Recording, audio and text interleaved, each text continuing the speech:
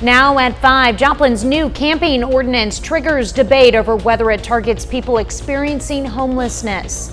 Plus, Pittsburgh State University's gallery showcases a new captivating collection. FBI agents raid the home of one of President Trump's former top officials. I'm Erica Brown from the White House with more on the investigation. The 4 states' most watched news starts now. Joplin's new city ordinance banning camping in public places sparks concern among citizens who say it targets the homeless. This is Koam News at 5. I'm Tanya Bach. Joplin passed a city ordinance in April about camping in public places like city parks. Now, camping is defined in the ordinance as to pitch, use, or occupy camp facilities for the purpose of habilitation. Now, some citizens are concerned this ordinance is aimed at people experiencing homelessness.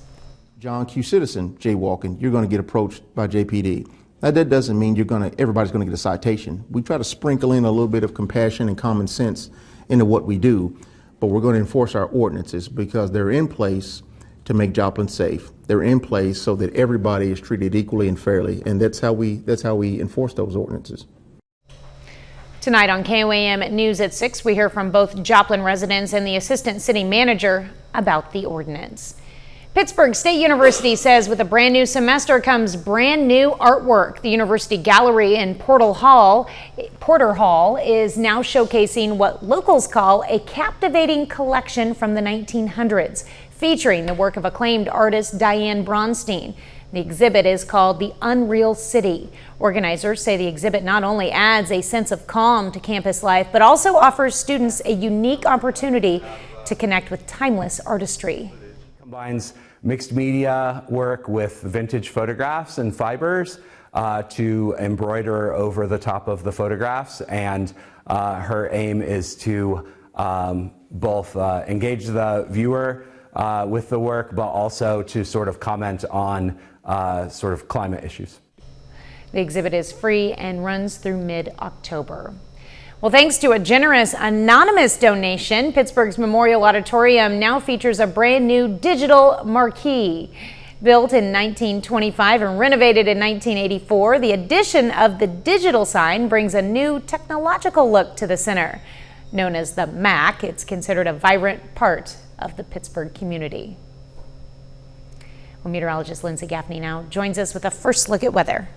Well, temperatures today were only in the upper 80s. So overall, it was just a gorgeous day. Mostly sunny skies. We did have a few clouds out there. Now it only feels like 90 outside. So it's really just amazing out there. Great weather. We call this our false faller. We're going to get to that later in the weekend and into next week.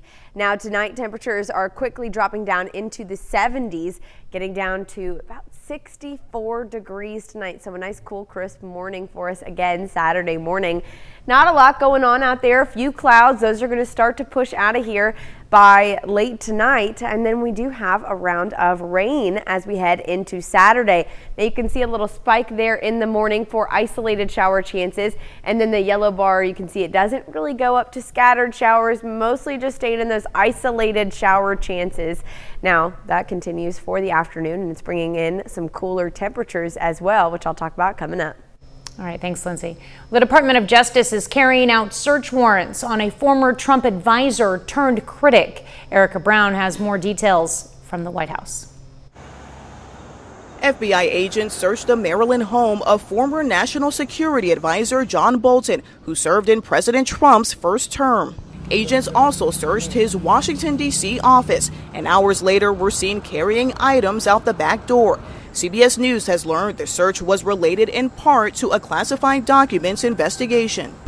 He's not a smart guy, but he could be a very unpatriotic guy. I mean, we're going to find out. The first Trump administration accused Bolton of divulging classified information in his 2020 memoir titled The Room Where It Happened. The Justice Department sued to block the publishing of the book, but the Biden administration dropped the case.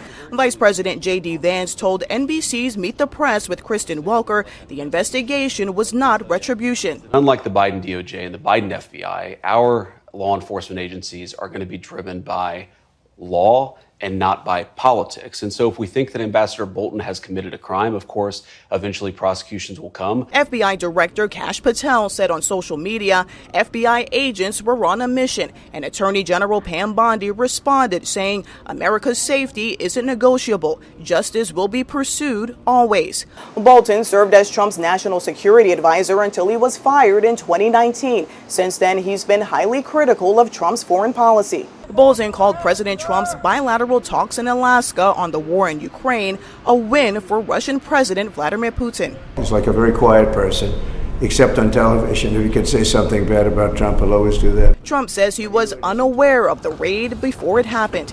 Erica Brown, CBS News, the White House. Neither Bolton nor his attorney have commented on the FBI search.